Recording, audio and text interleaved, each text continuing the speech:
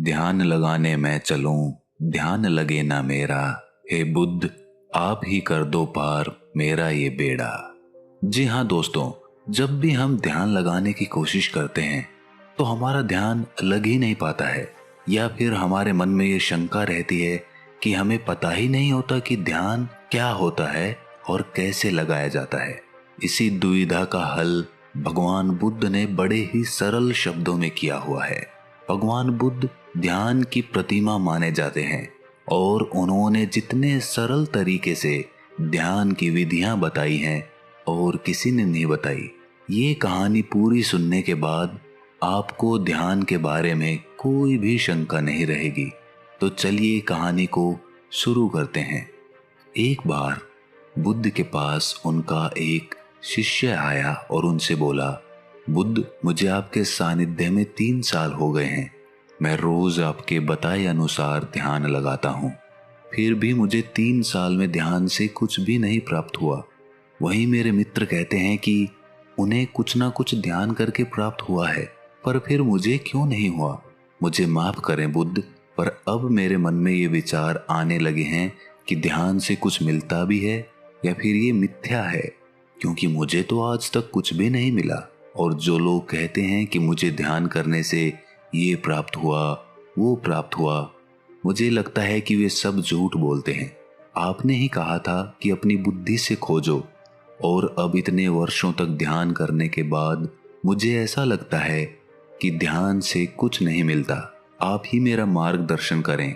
बुद्ध मुस्कुराए और बोले, इसका जवाब मैं कल सुबह ध्यान सभा में दूंगा, तुम वहां आना। अगले दिन बुद्ध सभी को इकट्ठा करके उपदेश देने लगे। उन्होंने कहा, आज मैं तुम्हें एक कहानी सुनाऊंगा। उसे तुम बस एक कहानी की तरह सुनना और समझना। ये पूरी तरह से एक काल्पनिक कहानी है। एक गुरु ज्ञान के लिए बहुत प्रसिद्ध थे। कहा जाता है उन्होंने एक सोने का पहाड़ जिसका शीश हीरे का बना हुआ था उसे खोज लिया था, जिससे उन्हें ज्ञान की प्राप्ति हुई। वो पहाड़ पर अकेले रहते थे। उन्होंने किसी को भी अपना शिष्य नहीं बनाया। काफी समय बाद 3 भाई उनके शिष्य बनने के लिए उनके पास गए और उनसे ज्ञान ग्रहण करने को कहा। गुरु मान गए और उन्हें अपने साथ में ही रख लिया। फिर तीनों ने उनसे सोने के पहाड़ के बारे में पूछा। गुरु ने कहा, मैं तुम तीनों को इसका जवाब बारी बारी से दूंगा और इसका रास्ता भी बताऊंगा ताकि तुम उस पर चढ़ सको।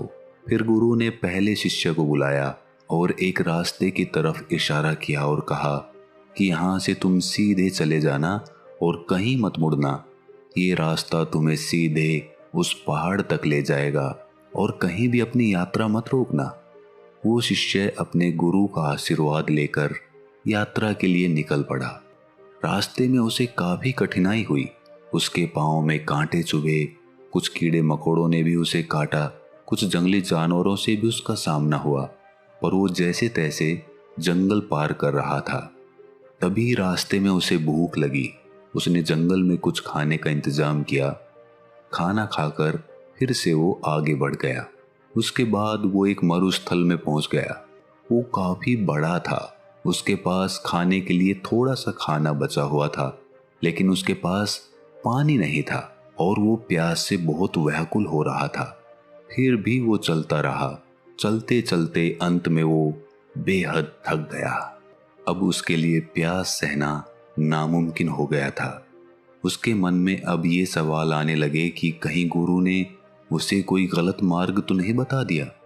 अब धीरे धीरे उसका चेहरा मुरझाने लगा और गला सूखने के कारण वो वहीं मरुस्थल में गिर गया। तभी अचानक से वहां बारिश की बूंदें गिरने लगी। वो उठा और तुरंत अपना बर्तन भरने लगा और अपनी प्यास बुझाई और फिर से आगे बढ़ गया। अब वो एक नदी के किनारे पहुंच गया था। नदी पार करने के लिए उसने एक नौका बनाई और उसे पार करने लगा। तभी वहां एक बवंडर आ गया और उसकी नाव उसमें डूबती चली गई। वो आदमी भी पानी में डूबने लगा और डूबते हुए सोचने लगा कि गुरुजी ने ये कैसा मार्ग बताया है। यहाँ तो बार बार मैं मौत के करीब जा रहा हूँ। अब तो पक्का ही मैं नहीं बचूंगा। तभी वहां पर कुछ लोग पहुंच गए और उस शिष्य को बचा लिया। वो पास के गांव के मछुआरे थे, इसलिए उन्होंने उस शिष्य को अपने घर ले जाकर खाना खिलाया और कुछ खाना खाने के बाद उसे आगे के रास्ते के लिए थोड़ा सा खाना दे दिया। वो शिष्य फिर से आगे बढ़ गया। जैसे जैसे वो आगे बढ़ा तो आखिर में उसने देखा कि आगे एक बहुत बड़ी खाई थी। उसे देखकर वो जोर से चिल्लाकर बोला, गुरु ने मुझे गलत रास्ता दिखाया है। हीरे के शीश वाला सोने का पहाड़ तो छोड़ो, यहाँ तो कोई रास्ता तक नहीं है। मेरी सारी मेहनत व्यर्थ हो गई। और वो वापस यात्रा कर गुरु के पास पहुंच गया और कहा, आपने मुझे गलत मार्ग क्यों बताया? वहां तो कोई पहाड़ ही नहीं था, बस एक जंगल, मरुस्थल, नदियां और खाई के अलावा कुछ नहीं था वहां पर। गुरु ने कहा, तो तुमने इन सब से क्या सीखा? शिष्य ने कहा, मैं कुछ सीखने थोड़ी गया था। मैं तो उस सोने के पहाड़ को खोजने गया था जो मुझे मिला ही नहीं। उस रास्ते से मैं क्या सीखता? रास्ता लंबा था, बेहद कठिन था। उसे पाने की चाह में मैंने सब पार कर लिया, लेकिन इतनी मुश्किलों के बाद भी मुझे कुछ नहीं मिला। तब गुरु ने कहा, तुम रुको, मैं तुम्हारे दूसरे भाइयों को भेजता हूं। शिष्य ने कहा, उन्हें भी वहां कुछ नहीं मिलेगा। अरे वहां पर कुछ है ही नहीं, उन्हें क्या मिलेगा वहां? तब गुरु ने अपने दूसरे शिष्य को आशीर्वाद दिया और वो भी उस मार्ग पर निकल गया। कुछ दिन के बाद वो भी वापस आ गया। तब गुरु ने पूछा, तुम्हें वो पहाड़ दिखा? शिष्य ने कहा, नहीं, मुझे कोई पहाड़ नहीं दिखा। वहां तो बस एक खाई थी। मुझे लगा शायद मैं आपके बताए रास्ते से भटक गया हूं, इसीलिए मैं आपसे रास्ता पूछने आ गया। तब गुरु ने पूछा, तुमने इन सब से क्या सीखा? शिष्य ने कहा, गुरुदेव, मैंने अपनी पूरी यात्रा एक जंगल से शुरू की और उसे पार करते हुए आगे निकल गया। मैंने यही देखा कि कैसे सारे जीव एक दूसरे पर निर्भर रहते हैं और एक दूसरे का खाना भी बनते हैं। उसके बाद मैं एक मरुस्थल में पहुंच गया। वहां पूरे रास्ते में मैं पानी के लिए व्याकुल रहा। एक समय के लिए मुझे ऐसा लगा जैसे मैं मृत्यु के करीब आ गया हूं। तब मैंने समझा कि जीवन का मोल क्या होता है, एक एक सांस की कीमत क्या होती है। तब मैंने आकाश से अमृत को बरसते देखा। तब उस पानी को पीकर मुझे वापस जीवन मिला। वो पानी बेहद मीठा था। तब मुझे एहसास हुआ कि पानी ही असली अमृत होता है। उसके बाद मैं एक नदी के पास पहुंचा। वो बेहद सुंदर थी। उसका पानी बहुत बहुत साफ था। वहां पर बने बांस के पेड़ों को काटकर मैंने एक नौका बनाई, जिसके द्वारा मैं उस नदी को पार कर रहा था। तभी वहां पर एक बवंडर आ गया। मैं डूबने लगा। तब मुझे कुछ मछुआरों ने वहां पर बचा लिया। तब मुझे एहसास हुआ कि मुसीबत के सामने हम हमेशा चाहते हैं कि कोई हमारी मदद करे, लेकिन हम कभी किसी की मदद नहीं करते। उसके बाद उन मछुआरों ने मुझे अपने घर ले जाकर भोजन कराया। वहां मैंने देखा कि कैसे लोग भूख के मारे तड़प रहे हैं, एक बेहतर जीवन के लिए तरस रहे हैं। कोई बीमार है तो किसी का इलाज चल रहा है। कोई पत्नी अपने पति के वियोग में रो रही है। मुझे जड़ी बूटियों का थोड़ा ज्ञान था, जिसके कारण मैंने वहां एक बीमार बच्चे का इलाज किया और उसे ठीक कर दिया। तब मुझे महसूस हुआ कि दूसरों की मदद करने पर कितना सुकून मिलता है।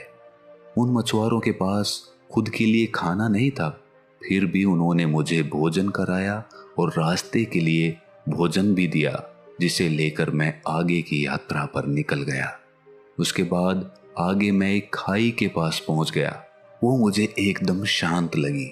वहां किसी की आवाज सुनाई नहीं दे रही थी, बस मैं अपनी सांसों को सुन रहा था। उस समय मुझे लगा कि मैं आपके बताए रास्ते से भटक गया हूं, क्योंकि वहां कोई भी सोने की चट्टान नहीं थी। तब मैं वापस आपके पास आया, दोबारा से सही मार्ग पूछने के लिए। शिष्य ने कहा, हे गुरुदेव, क्या मैं गलत मार्ग पर चला गया था? गुरु ने कहा, नहीं, तुम बिल्कुल सही मार्ग पर गए थे और जल्द ही तुम्हें वो पहाड़ भी मिल जाएगा। तब गुरु ने अपने तीसरे शिष्य से पूछा, क्या तुम भी पहाड़ खोजना चाहते हो? तब शिष्य ने कहा, गुरुदेव, मुझे उस रास्ते पर पहाड़ मिलेगा या नहीं ये तो मैं नहीं जानता, लेकिन मेरे शिष्य भाइयों ने जो वहां के बारे में बताया है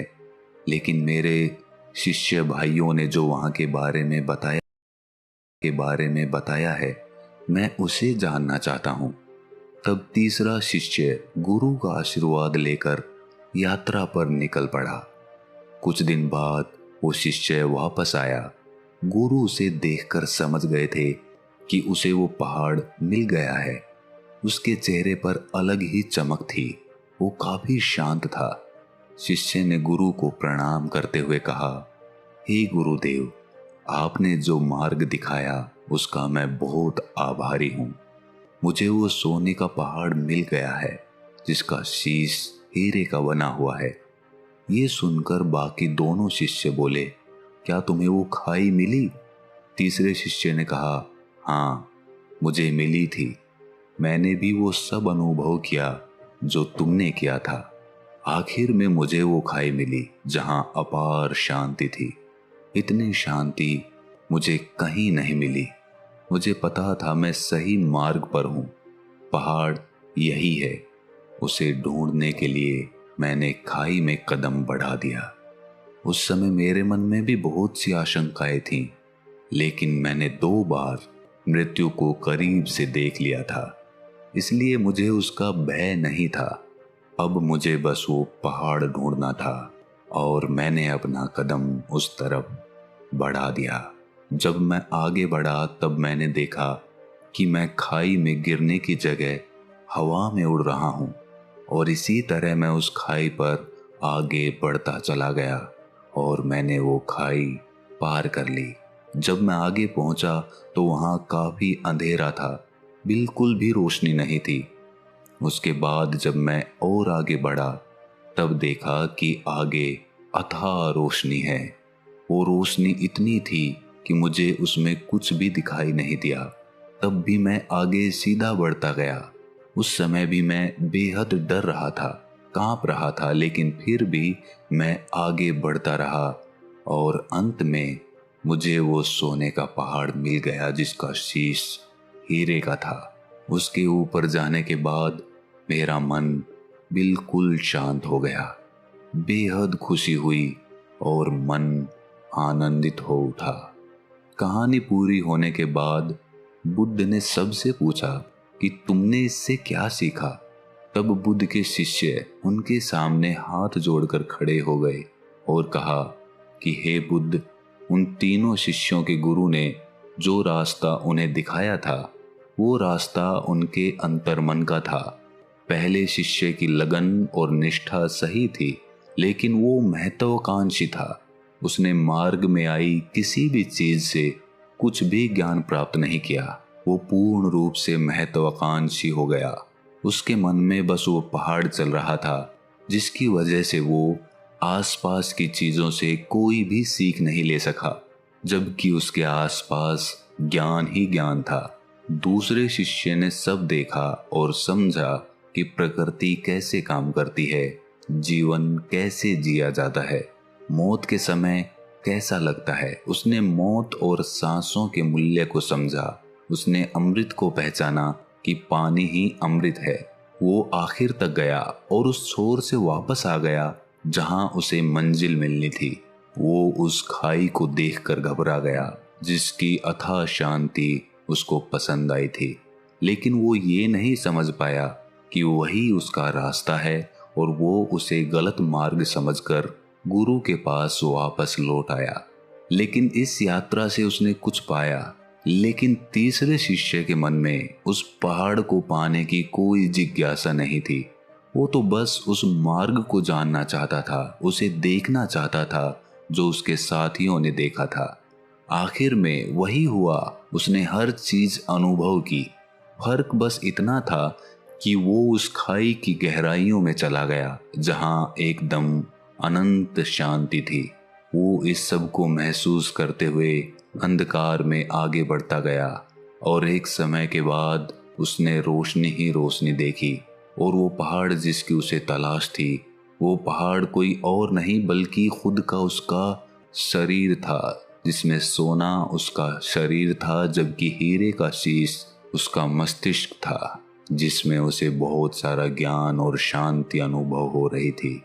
अब जिस शिष्य ने बुद्ध से कहा था कि उसने 3 साल में ध्यान से कोई भी चीज प्राप्त नहीं की, वो बुद्ध से जाकर बोला कि मुझे माफ कर दें, पहले मैं आपका पहला शिष्य बना हुआ था, लेकिन अब मैं कोशिश करूंगा कि आपका दूसरा शिष्य बनकर दिखाऊं।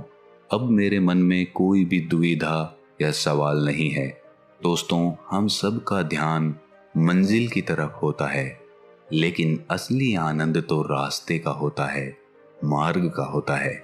और जो व्यक्ति मार्ग का आनंद लेते हुए मंजिल का सफर तय करता है, वो मंजिल तक पहुंचते पहुंचते ही अथाह शांति को प्राप्त कर लेता है।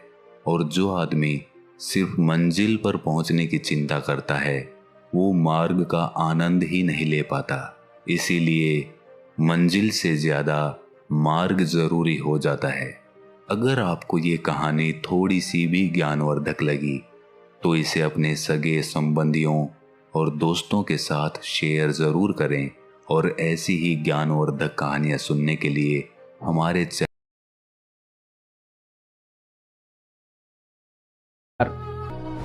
अगर वीडियो आपको पसंद आया तो लाइक करें, शेयर करें, कमेंट करें और चैनल को सब्सक्राइब जरूर करें। धन्यवाद।